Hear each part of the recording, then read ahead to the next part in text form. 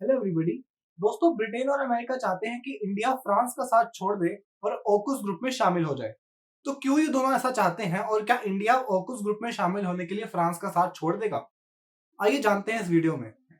दोस्तों, वीडियो शुरू करने से पहले मैं आपको ये बताना चाहूंगा कि अगर आप में से ऐसा कोई है जो कि ये समझता है कि अगर किसी बाहर के वेस्टर्न कंट्रीज ने इंडिया को किसी चीज में इनवाइट करा है, जैसे यूएस ने ऑकूस में इनवाइट करा है, यूके ने ऑकूस में इनवाइट करा है, तो ये बहुत ही गर्व की बात है, ये बहुत ही रिस्पेक्ट दी जा रही है। दोस्तों, ऐसा कुछ भी नहीं होता। हर एक देश पहले अपने सेल्फ इंटरेस्ट के बारे में सोचता है।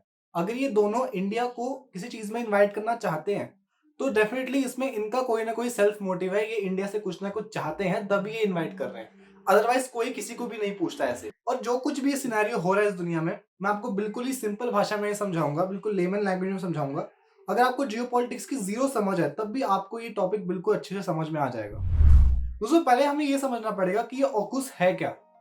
ऑस्ट्रेलिया, यूके और यूएस, इन तीन देशों से मिलकर बना है ये ऑकूस ग्रुप। अब ये बनाया क्यों गया था, इसका पर्पस क्या है, इसके लिए हमें थोड़ा सा हिस्ट्री में जाना पड़ेगा। अब दोस्तों, ऑस्ट्रेलिया पूरी दुनिया में ये अनाउंस करता है कि मुझे अपनी सुरक्षा के लिए चाहिए सबमरीन्स। और खुद तो ये लोग बना नहीं सकते क्योंकि इनके पास टेक्नोलॉजी उतनी नहीं है, इतने रिसोर्सेज नहीं है। तो ये बाहर निकलते हैं अपने देश से और बोलते हैं कि कौन मुझे बना के देगा, अपने अपने हाथ खड़े करो। अब ये जो वेपन्स की मार्केट है ना दोस्तों, इसमें तीन देश टॉप के ऐसे हैं जिन्होंने अपनी दुकान खोल रखी है। पहला है अमेरिका, दूसरा है रशिया, तीसरा है फ्रांस। जी हाँ, ये तीन देश टॉप के ऐसे जो कि वेपन्स की मार्केट में छाए हुए हैं इस वक्त। तो ऑस्ट्रेलिया सबसे पहले अप्रोच करता है फ्रांस को कि तुम मुझे मेरी ये सबमरीन्स बना करके दोगे। अब फ्रांस और ऑस्ट्रेलिया के बीच में ये कुल $50 बिलियन की डील होने वाली थी।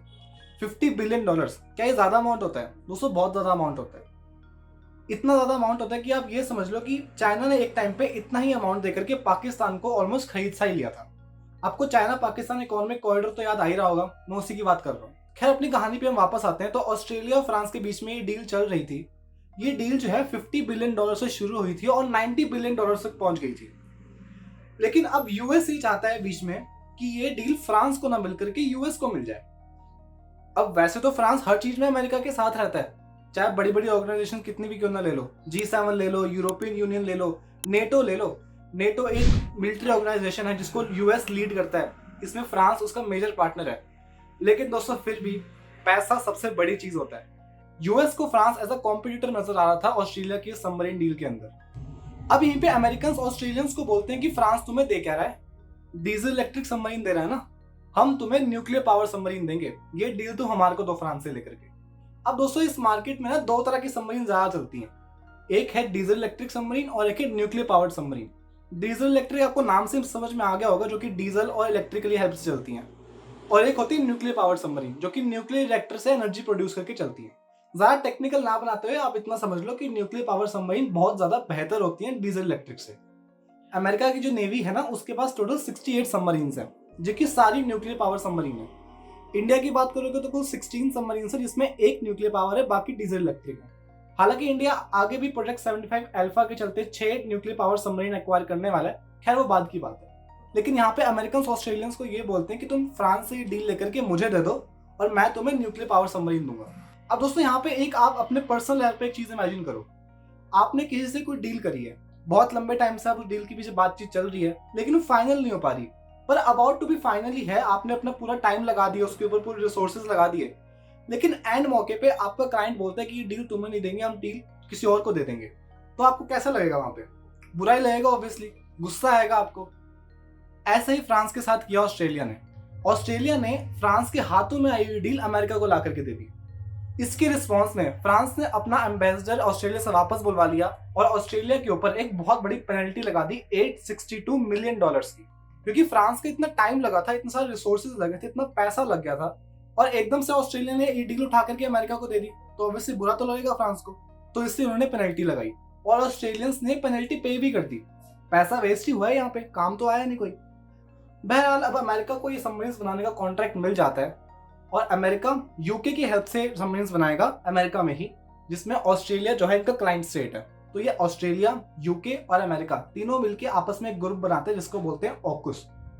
इतना आपको समझ में आ गया कि ये ऑकूस है क्या? अब आप बोलोगे, गगन तुमने इतनी लंबी कहानी तो सुना दी, लेकिन इसमें जापान और इंडिया कहाँ से आ गए? जापान को भी एक्चुअली इन्वाइट किया यूके ने इस ऑकूस ग्रुप में आने के लिए। जापान और इंडिया दोस्तों यहाँ पर ऐसे आते हैं पहले तो आपको थोड़ा सा वही हिस्ट्री में वापस मैं लेके चलूंगा। जिस दिन ये ऑकुस की फॉर्मेशन हो रही थी उससे कुछ ही दिन पहले या फिर बाद में क्वाड ग्रुप का समिट चल रहा था अमेरिका में। क्वाड ग्रुप आपको कुछ याद आ रहा है? 4 देशों का ग्रुप है जिसमें इंडिया, अमेरिका, जापान और ऑस्ट्रेलिया शामिल है। जिस दिन ये क्वाड समिट हो रही थी उससे एक दिन पहले या फिर बाद में अमेरिका से ये पूछा गया कि आप जो ये ऑकुस की फॉर्मेशन कर रहे हो इसके अंदर आपने इंडिया और जापान को लीव क्यों कर दिया। तब अमेरिका ने इसका जवाब बिल्कुल ही मजाक में दिया था कि अगर इंडिया और जापान इसमें शामिल हो जाएंगे तो इसका हम नाम क्या रखेंगे, जॉकुस या फिर जय ऑकुस। बड़े मजाक में रिप्लाई दिया था। खैर उनका मन नहीं होगा उस वक्त, उनको जरूरत नहीं होगी इंडिया की और जापान की उस वक्त, लेकिन अब ऐसी क्या जरूरत पड़ गई। तो दोस्तों यहाँ पे हम प्रेजेंट सिनेरियो में बात आते हैं। आपने एक हफ्ता पहले एक न्यूज तो सुनी होगी कि आईएनएस वागीर नाम से एक सबमरीन है जो कि इंडियन नेवी में कमीशन की जा रही है। अभी आईएनएस वागीर बनाई किसने? देखो दोस्तों, मैंने आपको बताया था ना कि 3 देश ऐसे हैं जो कि डिफेंस सेक्टर में मचा रखी इन लोगों ने, अमेरिका, फ्रांस और रशिया। इंडिया के जो मेजर डिफेंस पार्टनर हैं वो रशिया और फ्रांस रहे हैं पास्ट में। आप चाहे कोई भी सिस्टम ले लो, S-400 मिसाइल सिस्टम ले लो, T-90 टैंक्स ले लो, वो सब रशिया ने इंडिया को बेचे हैं। आप फिर चाहे राफेल फाइटर जेट्स ले लो, ये जो पीछे भी सबमरीन कमीशन की गई है प्रोजेक्ट 75 के तहत, जितने भी सबमरीन इसमें बन रही हैं वो फ्रांस का नेवल ग्रुप के साथ इंडियन नेवी मिलकर बना रही है। और अभी पीछे ही इंडियन नेवी का जो aircraft carrier INS Vikrant commission किया गया था सितंबर पिछले साल में, उसके लिए जो फाइटर जेट्स की रिक्वायरमेंट है वो भी हम फ्रांस से ही लेंगे, Rafale fighter jet Dassault company का जो है। हालांकि अमेरिका ने भी इंडिया को ऑफर की थे अपने F-18 fighter jets INS Vikrant के लिए, लेकिन इंडिया ने उसको रिजेक्ट कर दिया। राफेल ही चूज कर रहा है इंडिया।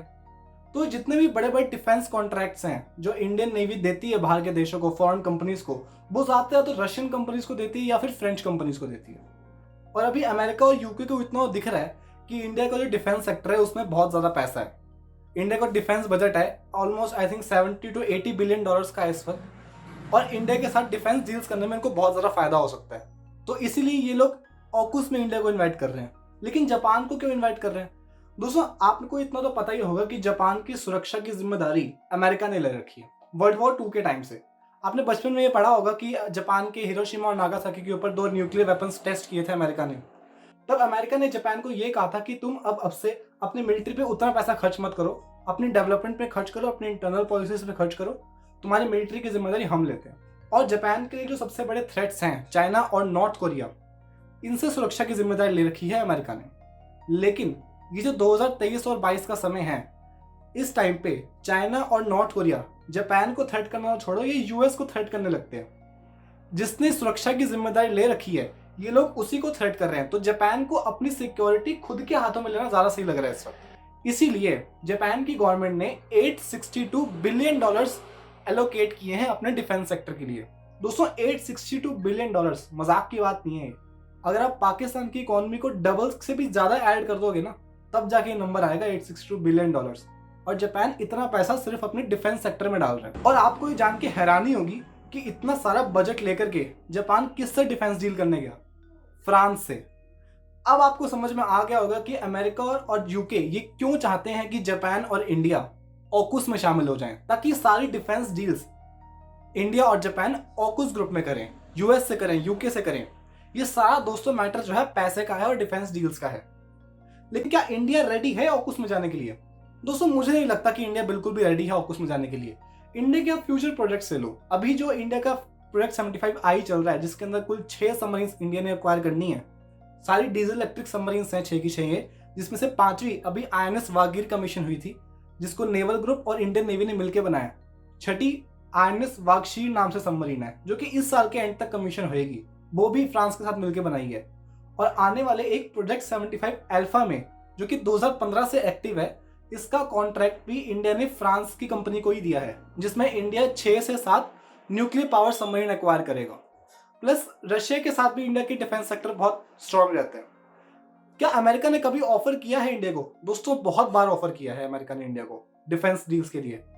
INS विक्रांत के लिए F-18 फाइटर जेट्स मैंने आपको बता ही दिया है।